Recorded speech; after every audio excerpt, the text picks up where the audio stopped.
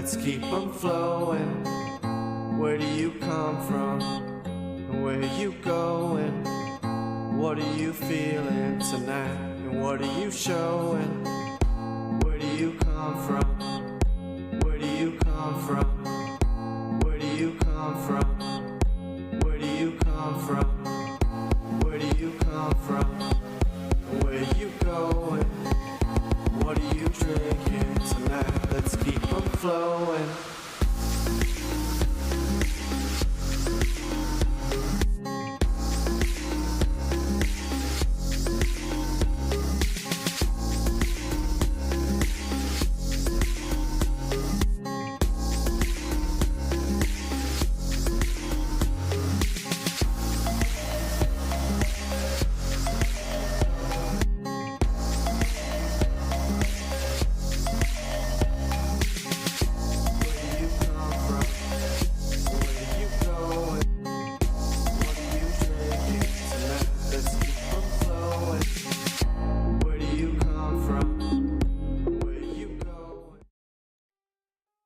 And we're doing it live. Yes, we're here with Super PlayStation Bros a little bit later this morning, and that's my apologies. I had a bit of a late start getting up, but that's no problem for my co-host Dorgon coming at you live at, what is it, 3 p.m.?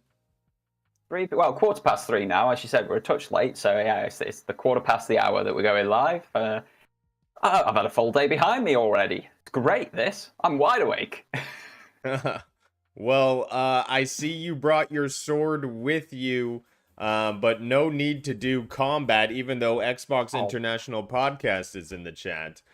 We appreciate you coming on by Super PlayStation Bros and hanging out with us. But we are going to go into an in-depth review of Concord Beta. So that has been a brand new game released in beta over 2 weekends coming up, and we're going to be here today to break down our experiences of what's been happening on this game. So welcome back to the most electrifying podcast in the universe. That is Super PlayStation Bros. I'm your host, Rudix. And I am co-hosted by the one and only guy who can spill the coffee on his keyboard and still type faster than most people, and that is Doragon. So let's get into it. I'm not going to show you this keyboard. It's old, it's battered, and it makes it look really dirty. And after you've just given that out, I'm not going to show you this keyboard that's down here anymore. Nope. My keyboard is a wave. People always are like, "What's with your keyboard?" Oh, it's one of the ergonomic ones. Yeah, I like the ergonomics. Yeah. And like my mouse. I could get behind that. Mine's. It's a Microsoft own thing. It was the cheapest one that work would buy for me, so that's what it is. It's about 8 years old now. It's been in and out of bags for nearly a decade. It's still going. It's held together with super glue. Would not recommend, but it still keeps going, and I don't have to buy a new one, so I'm cool with that. Nice. Well, let's get into it. All right, let's kick off with our first impressions of Concord. What are your initial thoughts when you fired up the game? Let's discuss the opening sequence, those cinematic vignettes. When you first opened up and you got to experience an introduction to these characters, you got to see the visual styles of what I thought were on the par of a animated feature film. The quality of writing was there. It kept you hook-lined into more content that you wanted to see. I'm thinking they created an entire movie, and now they're just going to go bit by bit and give it to us every week. How did you feel about your first impressions right away when they turn it on? They hit you with that cinematic. I quite liked it. It sort of explained, similar to what we've had in other 5v5 hero shooters, it explained who these people are to a degree, why they're doing what they're doing, what that entails, how you get to that point in history, a little bit of the history of sounds like there's a bit of an Empire type thing from, say, Star Wars going on, where they don't allow these free runners to just take equipment across the galaxy as they see fit. They have to fight their way out of situations, fighting for the bounties and such. It was a very different approach to it for me. The last sort of 5v5 game that I played that had that sort of lore and background was the original Overwatch, and I didn't like it. I didn't feel it. A lot of it was outside of the game. A lot of it was vignettes on YouTube and not so much in-game from my time with it. I know they did change that further down the line and it was starting to come in-game and such, but I liked this one. As you say, the visuals were absolutely incredible. I couldn't believe how good those visuals looked.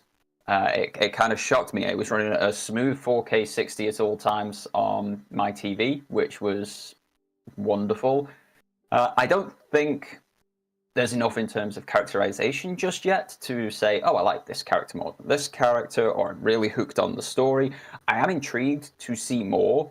And whilst I have seen comments, especially on my video of the Concord beta on my channel, there are comments like, oh, it's not deep enough, there's too little here. I'm used to the Destiny drip feed of story, so you get week upon week with a little bit of story advancement and gives you just enough to want you to come back the next week thereafter, but it doesn't take up all of your time.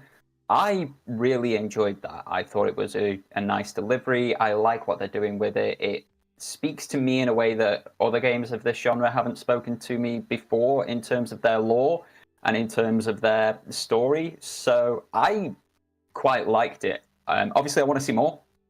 We're going to get the exact same ones in both the next beta and the full release. These are the first two cinematics that you get, so they're going to be there throughout everything.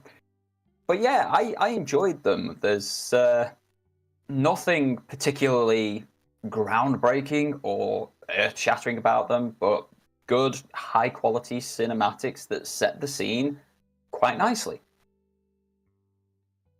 Yeah, I enjoyed the relationship he seems to have with his ship. He calls it the captain.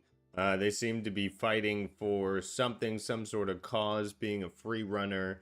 Of course, I didn't see my favorite character featured in this cinematic vignette, which is Roika, champion of the skies, rocket launcher, death from above.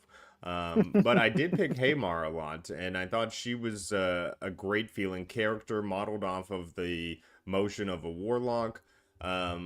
So I look forward to actually seeing more of these, seeing how they intertwine with all the other heroes.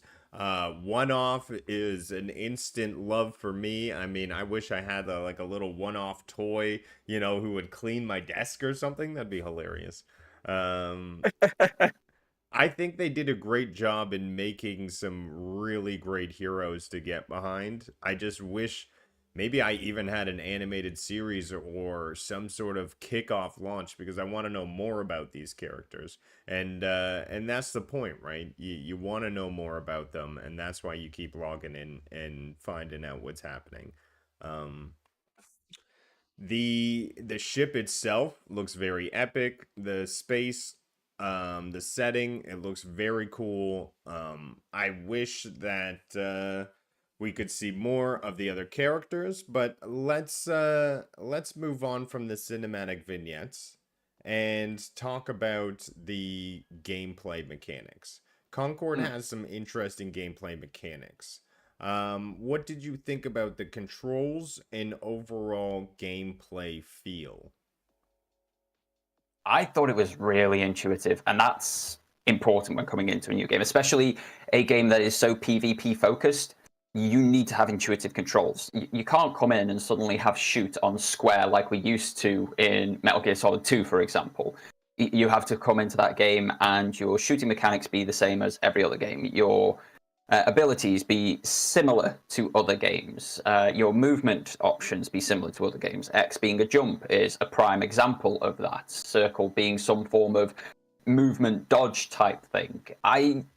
I think the mechanics were really well put together. The gameplay was really well put together.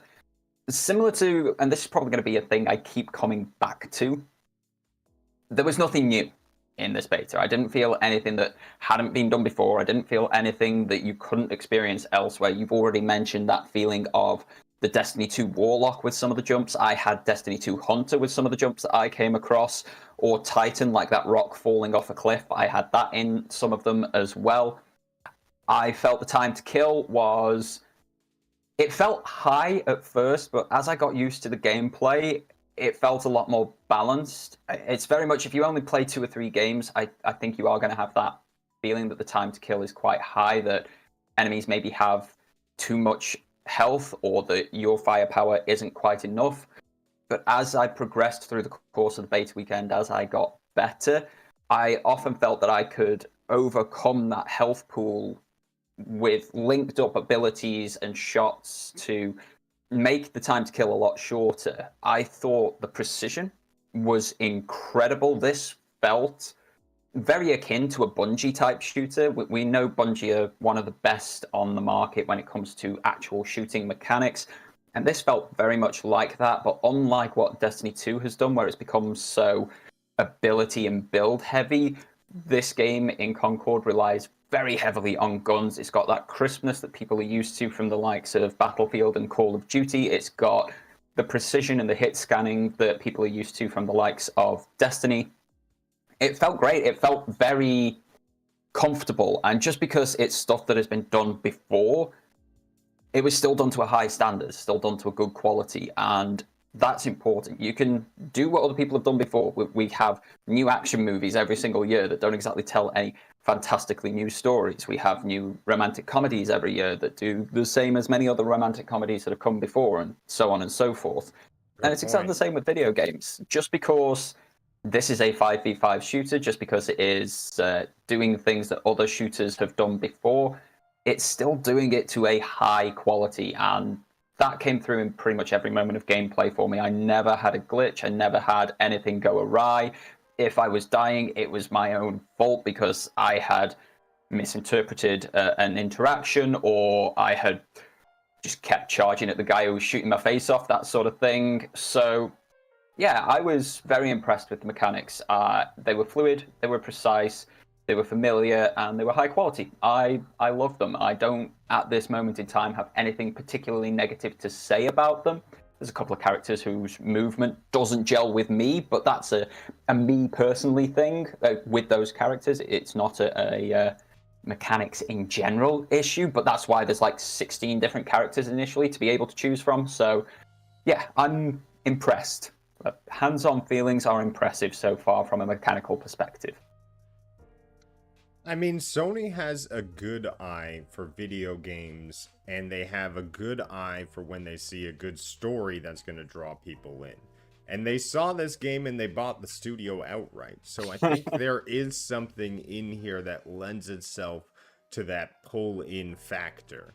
Now, what I will say is Overwatch boasts 100 million players over its lifetime.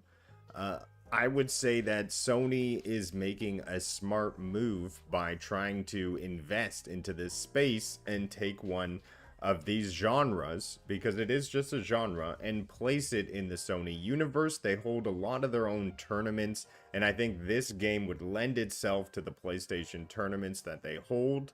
And I think that's why they grabbed it. Although, I will say it is going to be tough with the price tag on top of it. I'm wondering if they will do a price tag for a shortened period of time, and that will be almost like a beta testing period, and then they'll introduce it into a free-to-play universe and reward all of those people who paid with customizations, characters, stuff like that. But I don't know. I'm just digressing. What I want to talk about is gameplay mechanics.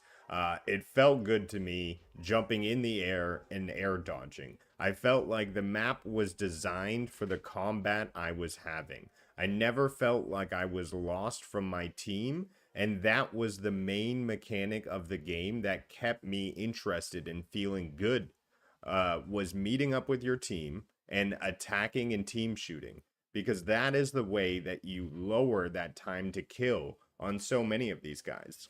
If you're just going 1v1 out there off by yourself, you're going to find yourself in a world of pain because everyone else is playing team.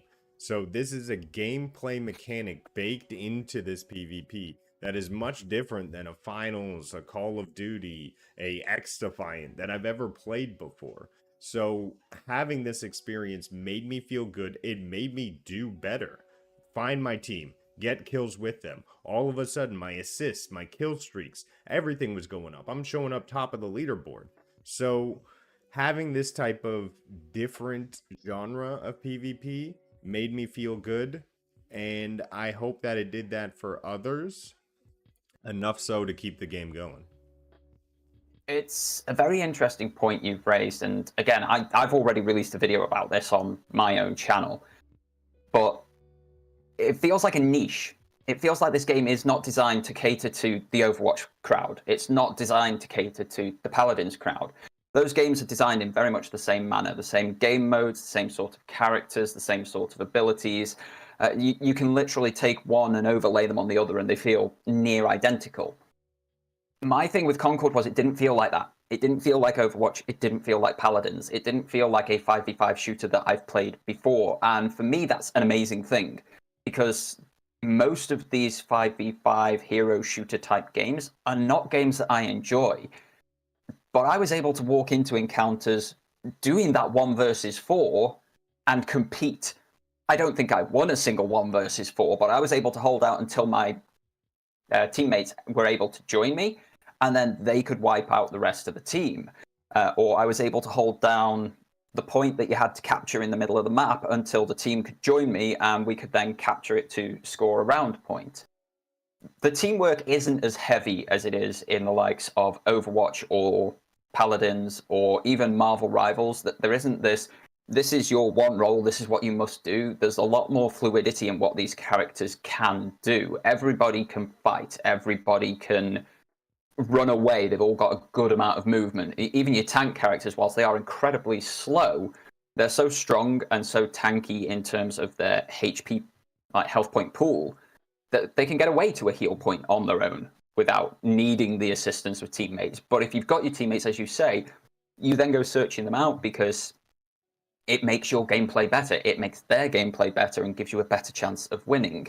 And I feel that is an underappreciated niche within the 5v5 area, that the more accessible, non-competitive player. Like, not all of us want to be on top of the world. Not all of us want to be sweating in every single match like you do in Overwatch, like you do in Paladins, because that's what they were designed for, and those are the hardcore crowd that have stayed there. This feels very much more like dip in, dip out friendly, where you can come back after 3 months and still play the game and have a good time and compete. I like that personally. That's more akin to how I play quite a few PvP games, and it feels purposely designed to be that more level of accessible, where it's not meant to be like the others. It's meant to be different, and it's meant to fill a niche that isn't currently filled by the other 5v5 hero shooters on the market. And I would say we see games like Siege where that is not designed for a team deathmatch. It's designed for tactical gameplay.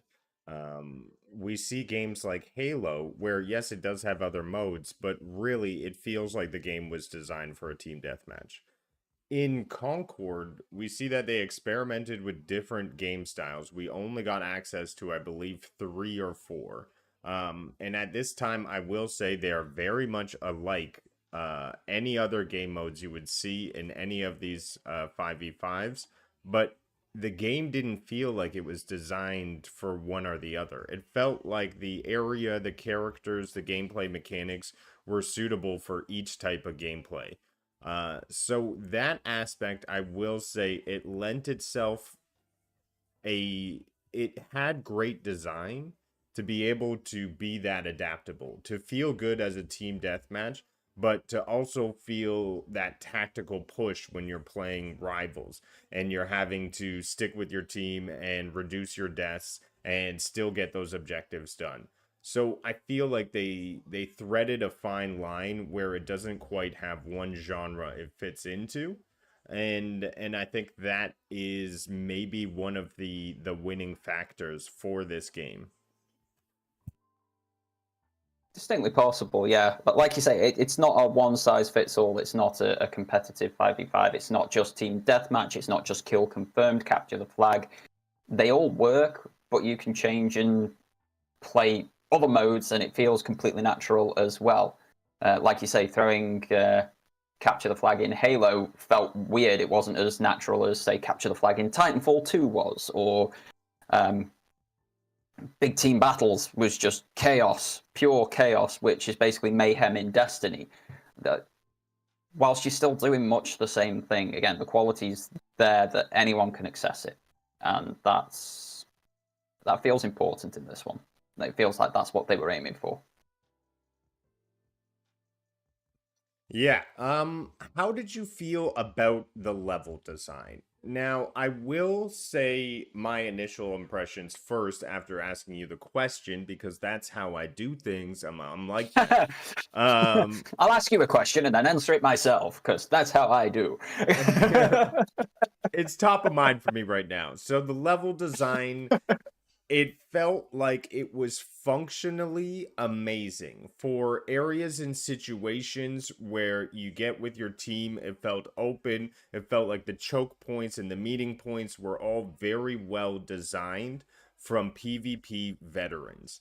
What I didn't like about it was the fact that there is, I don't know, this blandness to it, this uninspiredness to it. There's one level where there's bricks, it looks like a castle, and then you go inside and there's this giant dome in the middle, and it's this weird, crazy egg. That was an interesting level because it had a bit of a flair, a bit of a personality. The level that's displayed right now on screen.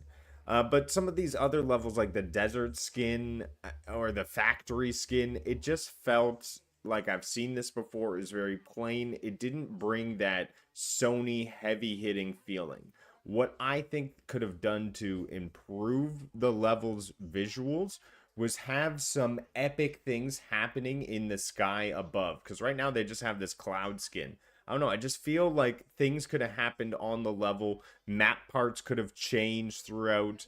I just think more needs to be put into it. I think functionally, like I said, very well designed, and you can tell by it's done by veterans because each encounter situation feels good. It doesn't feel like one point's better than the other. The choke points are designed so teams come up and they battle and they have places to block, hide, and use maneuvers and character abilities to their advantage. But I'll go to you to say your impressions of the level design. I rather enjoyed the level design. For me, when it comes to a PvP experience, that person versus person, it's about how they work. Aesthetically, they can have a big thing, but there's certain levels in other games in their PvP aspects that I really adore, and it's got nothing to do with the aesthetics. It's because of the gameplay that you can have in those levels. I thought the castle level that you mentioned was absolutely great. It was a perfectly designed 3-lane system. It had a big open battlefield in the middle with multiple different choke points coming out of it.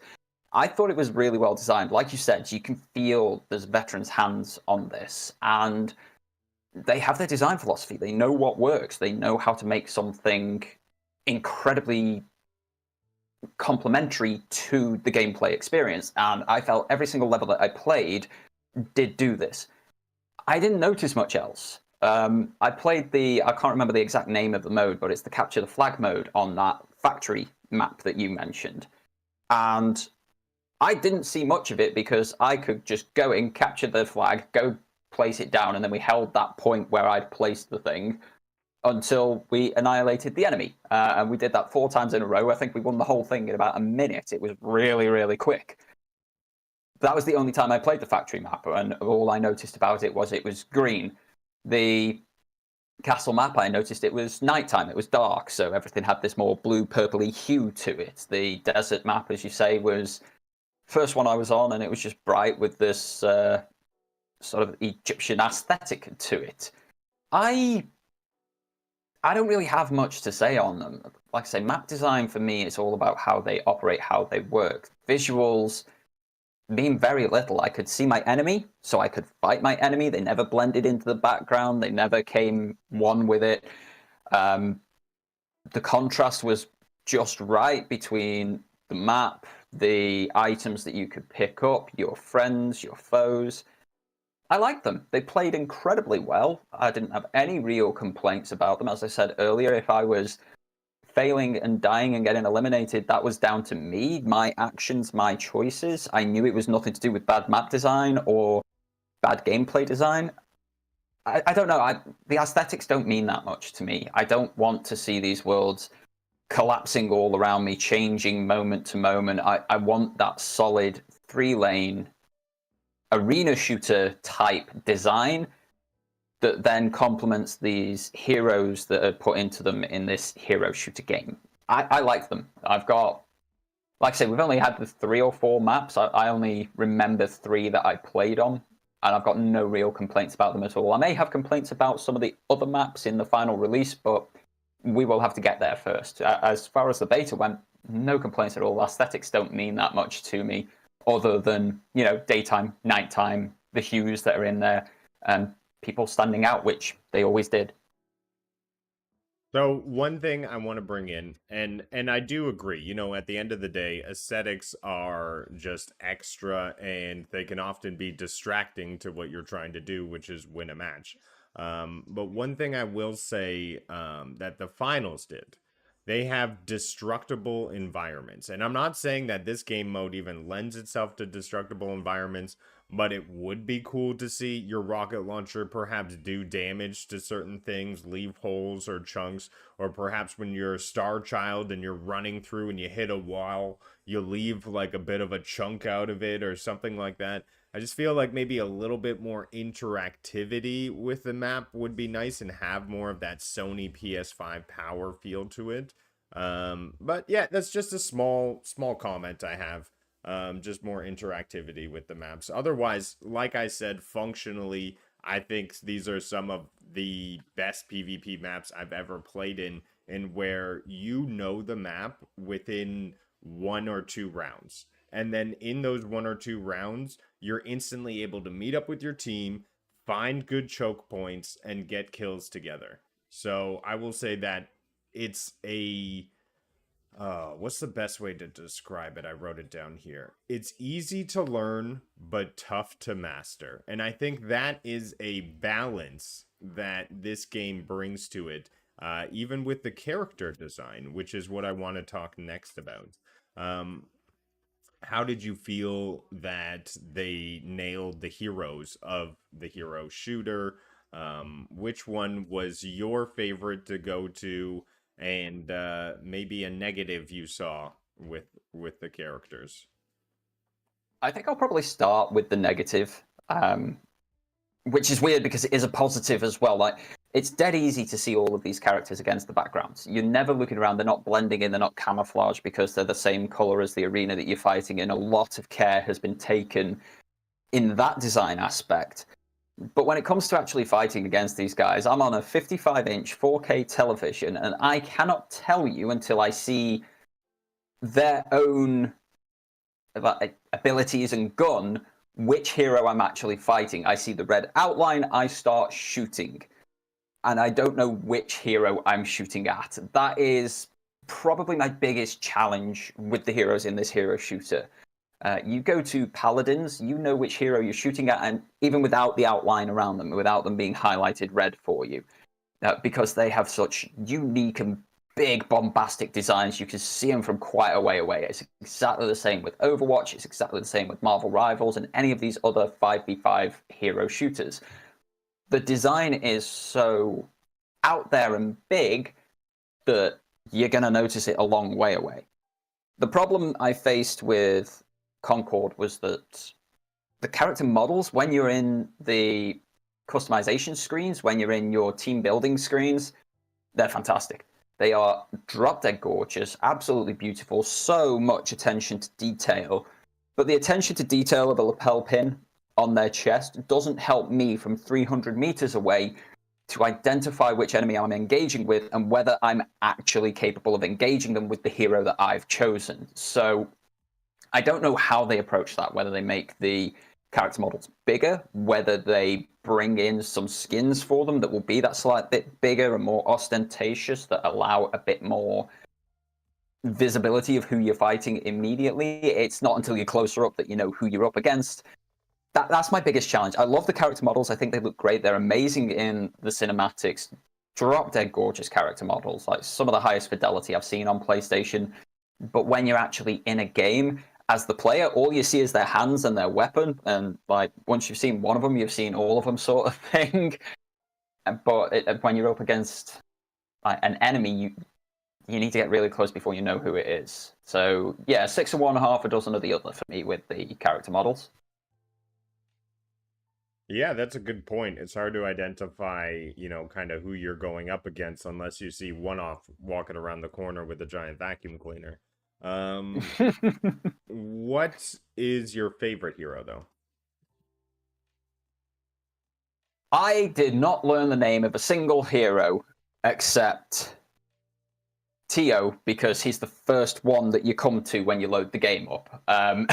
Tio's good. Tio's a great character. He's like your sort of Soldier 76 type character, where if you're used to other sorts of shooters, he feels like a glove. He just goes onto your hand and you can perform and play well. I had a great time with him. The Mushroom Lady, love the Mushroom Lady. Just fire these things off into the air and forget about them, and you get a kill like 20 minutes later or something. Great character, fun character. Really high skill ceiling on that, because you have that ability to basically set traps for folks. Really enjoy that sort of a gameplay style. The lady with the crossbow, who's in all of the cinematics with the long black leather cloak and the black hair, she's an incredibly powerful character. I've got some really nice gameplay clips. Thank you. Floating over somebody's bubble, throwing a fire blazing on the floor, shooting them with the crossbow. I really need to pay attention to their names rather than just what their weapon and abilities are. Oh my god, I don't know. Wibble, don't listen to Dorgon. Apparently, he's forgot the names and I know the names. It's Bizarro World No. I did not forget the names. I never bothered looking at the names. This is a me issue. I didn't care to look at the names. I cared about what they could do on the battlefield for me. The only one that I know is Tio, because he's first on the list, and I was very confused in the first game. That was it. It's nothing to do with the names of these characters or how memorable they are. It's just I didn't bother looking. Well, my favorite, hands down, Roika, aerial combat, heat-seeking rocket launcher, and every time I'd get a kill streak, she'd yell out, Roika, Roika, Roik, and just cheer her own name, and I'll be like, yeah, that's my jam. Absolutely devastating. I must admit, yeah. I liked her too, because she just sat in the air stationary, dead easy to kill. Oh, no. See, you got to pull the dodges out. You have the air dodges, and by the time you see Roika, you should be dead. If you're playing well with her, because when you're in the air, your lock-on rocket launcher is able to lock on that much faster. So I will say my go-to combo was Veil. I would start off with her because she's the sniper, and her perk would be no fall-off damage through long distance. And also getting snipe shots felt incredibly satisfying in that game. Loved the dodge, loved having a pistol and a sniper rifle. The trip mines, interesting thing, the trip mines last and persist throughout rounds. So you drop a trip mine, it's there the next round, and so you get a kill right off the bat, and you didn't even do anything. So I will say deployables. Yeah. Them being persistent is great because you can build forts. If you've got the lady who makes the walls, or the guy who makes the walls. I can't remember who makes the walls. I think there's 2 types of wall. Anyway, if you've got somebody who makes walls, you can build a fort around a choke point or around the objective. It's great. It's creative in that aspect, and it enters a level of tactician. So like I said, it's accessible but tough to master.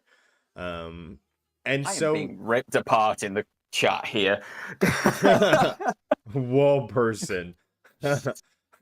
Yes, Dorgon, the names of the people are eluding him. That's all right.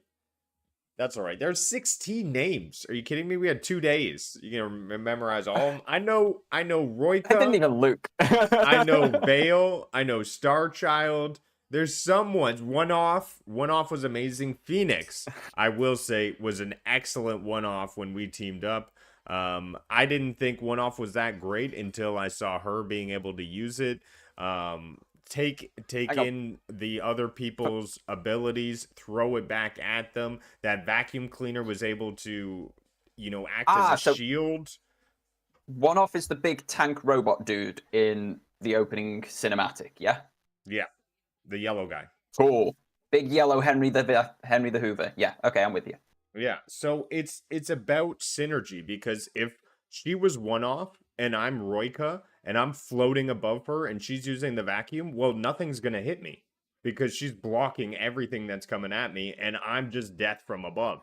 So just the synergy between characters, I think, really worked well. I think there's a lot to be built here in terms of coordination, combinations, creating that perfect team. And it feels good just going in solo and trying to help people and fit into the team however you see fit. My entire playtime was solo. I didn't actually team up with any friends in this particular beta. And I really enjoyed it. That is a huge positive thing for this game. Like so many other hero shooters you go into, and if you're not picking exactly what the 2-piece or the 3-piece want you to pick, it is toxicity central. The fact that I could mix and match, switch and change, and put out whatever character I wanted to put out and whatever name I made up for them, as chatter quite happily telling me that I have made all these different names up for these characters, like Wall Person and Hellboy Dude and such. I liked that. But as you say, there's still synergy with characters as well. I was running around with Crossbow Lady at one point, who you will tell me that her name again at some point. Haymar. So I was running around as Haymar, and I was with Scaly Dude from the cinematic. Lennox? No, Lennox, that's him. The two of us together, we were just wiping everybody. I would flame wall, they would put 2 shots into them, I'd put 1 shot, and they'd finish it up with a melee. Beautiful. Absolutely superb. And then we had the Cowboy Dude come in who could just heal us on command. It was great. We had such a cool thing going, us three, and we never spoke to each other before, haven't spoken to each other since. I like that solo experience. And the fact that this is completely accessible to solo players, at least as it stands in the beta, I really like. I think that's a great thing. What I will say is they need more an emphasis on game chat. I wish automatically that was just turned on. You could hear your teammates. If you didn't want to hear them, there's an easy mute or something. But I think more communication needs to be brought into the gaming universe. You come into these PvP shooters today in this generation, and everything is silent. You jump into a Destiny 2 world, and it's silent. What happened to the massive online community of talking to people? And I think we've missed out on that a little bit. And I wish that this was just a bring back to that, because I found I went on game chat. Nobody else was there, but I'm trying to rally people. I'm trying to say, let's stick as a team, guys. Come on, let's get this choke point. Let's go, let's go. And Ray would be on my team, and he'd be like, Rudigs, that actually helped. It brought us together. It got us together, and it Ray made me would feel not good say when such we a thing. He did, and we won together with Phoenix. Yes, he did. I quote, Ray the gaming cyborg. Ray would never praise you, especially not when you're sounding like a 12-year-old trying to rally the troops. Well, I enjoy that. I enjoy that, and I think they need to bring that back more forefront. Also, another thing, I see toxicity mentioned in chat. Games eventually get toxic. One toxic behavior I saw in the beta, which is something they really need to flesh out, is people leaving matches after they started losing one round. This needs to be more of a penalty. Right now, there's no penalty system in place. I really think that this is a feature that is missing. and should be put to the forefront. I'm sure they're looking at it now, because nothing feels worse than starting a match, getting down on your first round, and then losing 2 players, and then it's 5v3. And so at that point, you're kind of out of luck. So I really feel like they need to Yeah. fix that, maybe bring people in. I don't know. There's a twofold solution to that. One is, as you said, there needs to be penalties to the people leaving, because if there's no penalty, people are just going to leave if they're not going to win, and then they'll just jump into a new game. But the problem is, it's then not backfilled, so you don't have anybody coming into your game in progress. And I was winning one game, and I lost 2 players. We were like 20 to 8 kills up. We needed 10 more kills to win. And we lost because we were suddenly at a massive numbers disadvantage, and those places were never backfilled. So there needs to be some backfilling in position, and if there are penalties when you are doing a backfill, those penalties should be removed, because you could come into a losing situation, but you can still finish the match and not be penalised or what have you. But yeah, to touch on your whole voice chat thing, not a chance in hell. The world is a horrible, toxic place. Gamers especially. I'm turning it everybody. around. Not everyone is toxic. There are good people out there. Look at my co-host here, obviously toxic. No, it is a problem. I go into so many games and it's just voice chat's vile. Voice chat's horrible. There's a lot of stuff I don't want to hear. Like Titanfall 2 was one of the big examples for me. That was voice chat on whilst you were in the waiting lobby, whilst you were waiting to actually start a game. The stuff I heard people shouting at their partners, at their mothers, at their children, it's just like, no thanks. I don't want to hear any of this. I don't want to be a party to any of this. And these people should not be broadcasting this to the world. It should definitely be an opt-in situation. And then if people don't want to opt in, if we're all for muting the ever-loving crap out of everybody, we should be allowed to mute the ever-loving crap out of everybody. We're on 2 different sides of this coin. We're on 2 different sides of this coin. We need to talk. We need to be more open arms. Maybe we need to reach out to these people who are saying these crazy things and say, hey, what's going on? Everything all right? You know, reach a lending hand. Maybe they just need a friend to play Concord with.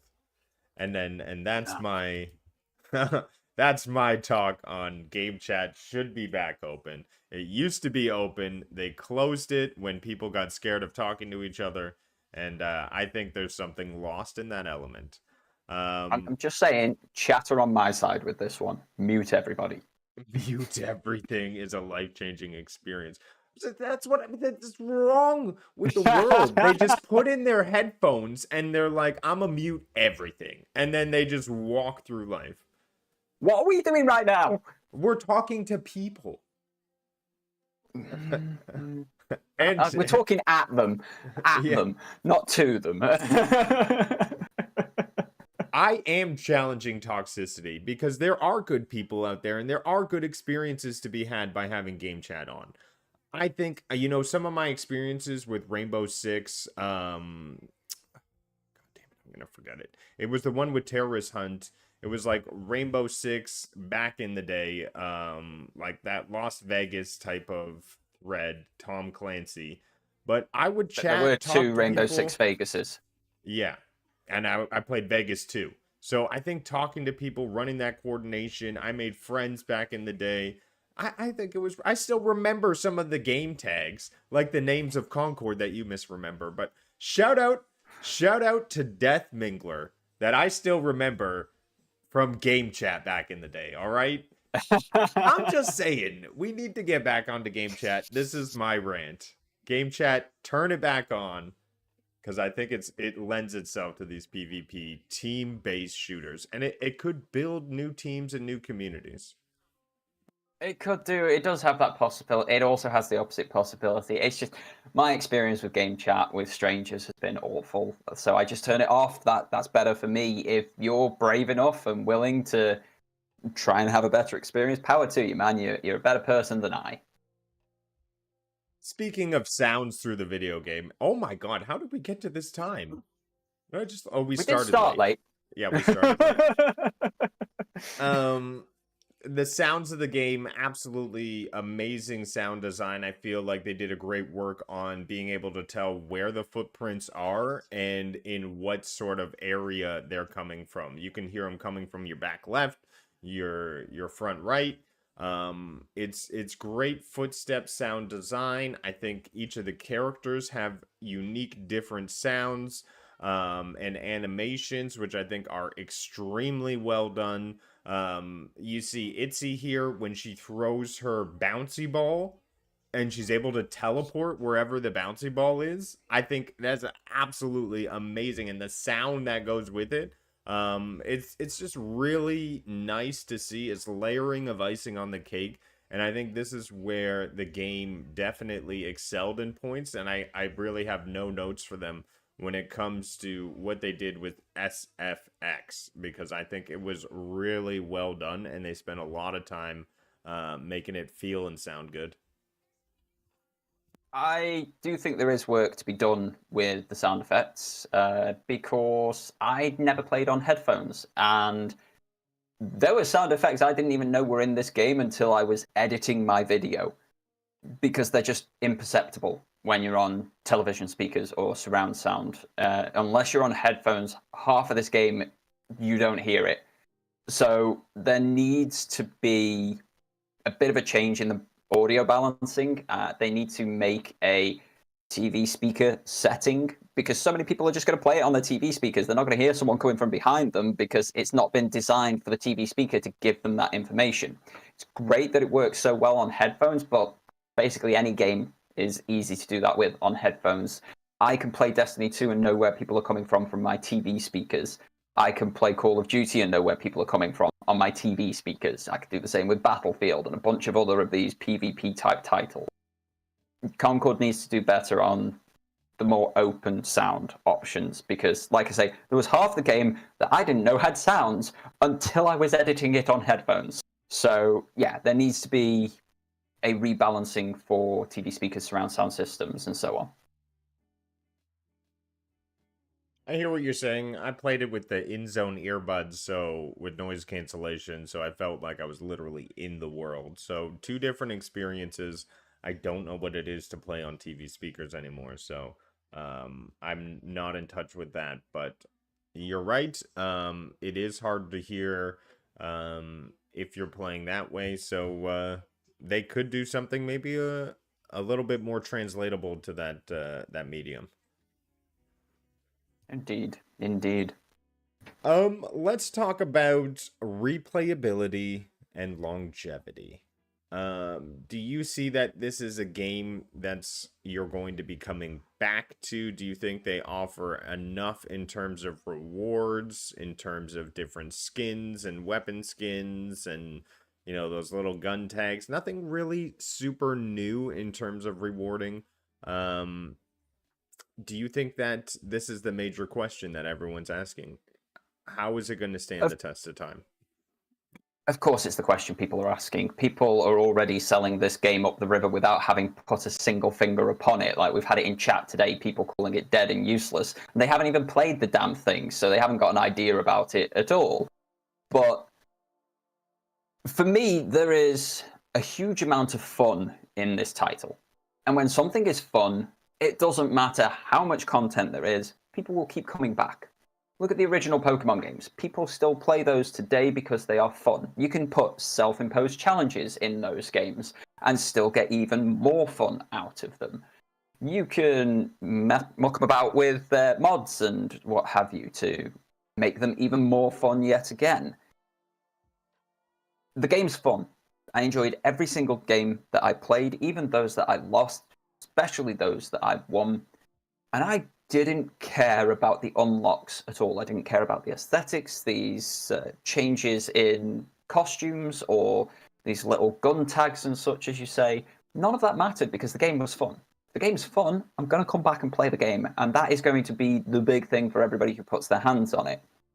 If there's a nice variety of content in said game, that will also keep people coming back to it, and that will give it even more longevity.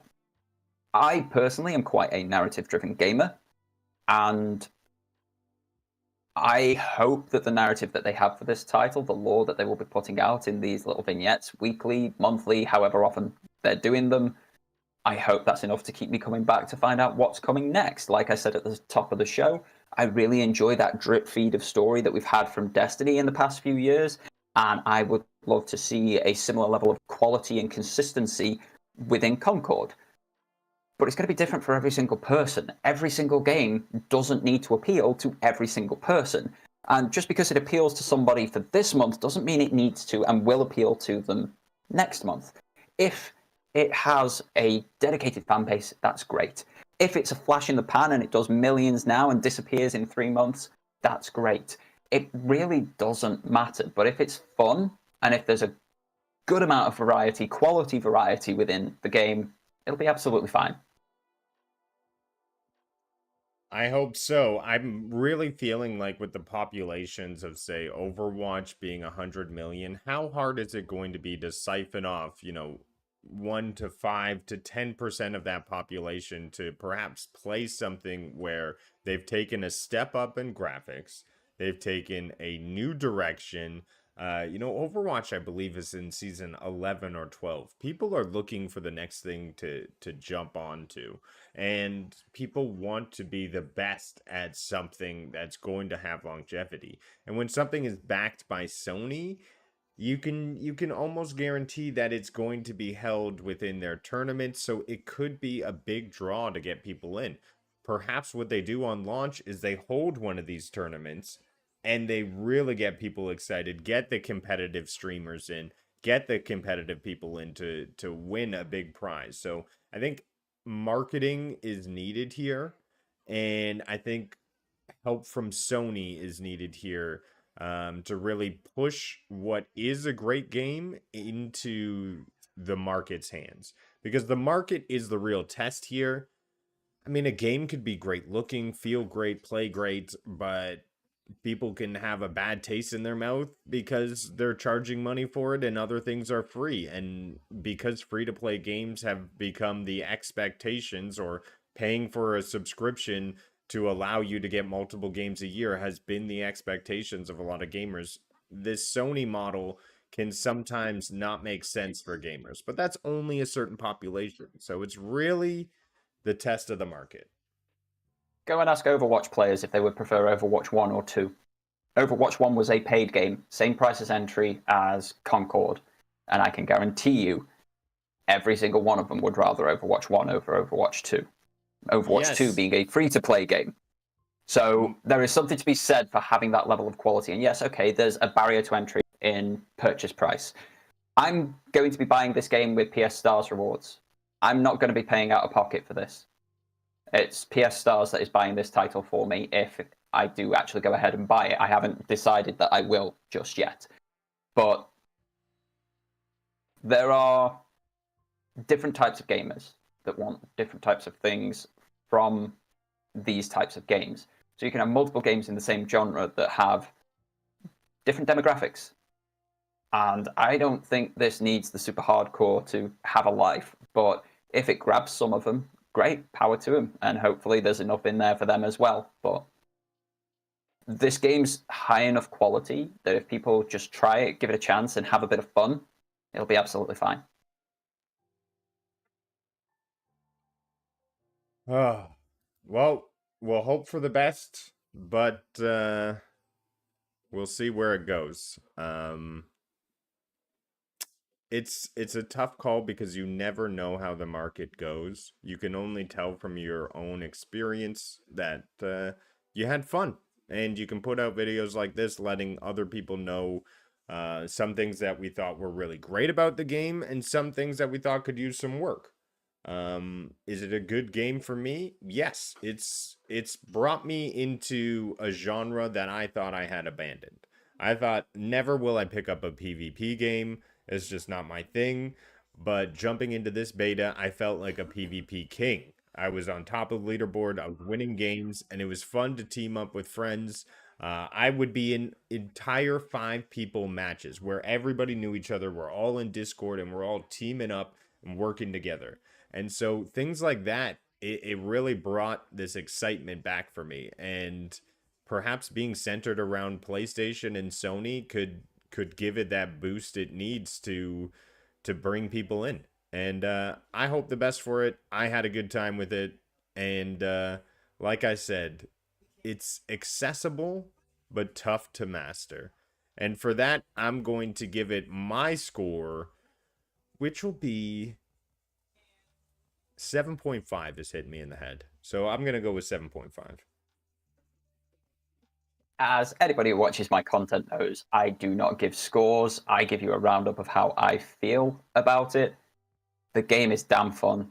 I loved every second of my time with it. I am looking forward to this weekend's second beta. And that says all I need to say about the game. It's fun and I want to play it. I don't like many other 5v5 shooters. Overwatch is horrific. Hate that title with vehement passion. Paladins is fun if I'm playing with friends, but only if I'm playing with friends. This one I can enter into solo and still have a good time. I like Concord. Concord has won me over in this first beta, and I pray it continues to in the second beta, but it's an open beta this weekend. So get your butts into that second beta. It's open as long as you're on PC or PlayStation. Try it for yourself. Get hands-on and ignore the haters. The haters are hating before they've gone hands-on with it. Actually try the damn thing out and then make your own mind up. Absolutely. So that'll close it out for our review on Concord. Absolutely go out and try it. It's going to be another open beta July 18th to the 2021st. One of those days. So I would say if you got PS Plus, it's definitely worth checking out. And if you got some PC friends who purchased the pre-order, go out there and ask them for a code because they got 5 of them. Other than that, Dorgon, what do you got going on your channel? Link in the description below. More of this. I talk about Concord in my latest video. It went up yesterday. It's quite a positive take, as you've probably guessed if you've watched this show. But yeah, that's available in the description below. Otherwise, I've got a couple of things in the works. One of them's down here that I'm currently reviewing, just in the scripting phase of that one now. So there should be another video in a couple of weeks. Do we have family game night tonight, dear sir, with you and your younger siblings? I believe so. I'll have to check in with them because it's summer and they're 17 and they all got lives now. So it's kind of crazy. How dare they? How dare they? As for now, we'll say yes. You can find Rudigs and the Rudiglets on Family Game Night with my hair tonight on the Rudigs channel. And as well, you can catch the download this Friday on Cloud&Console. Until next week with more Super PlayStation Bros and hopefully more news-centric, we'll see you. Be kind. Take care. Play Concord. Have a great one, guys. Take care. Bye.